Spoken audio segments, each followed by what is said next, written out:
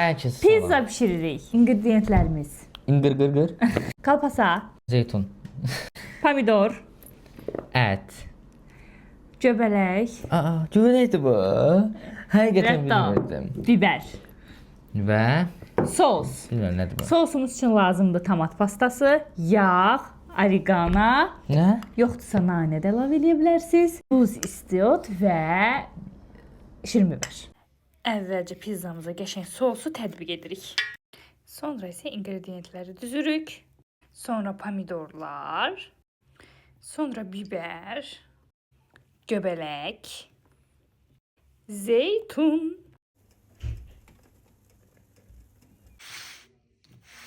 Məncə çox qəşəng oldu. Baxaq tadına. Xəmiri çox qəşəng olub.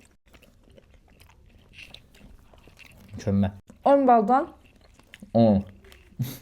sevindim. Sağ olun.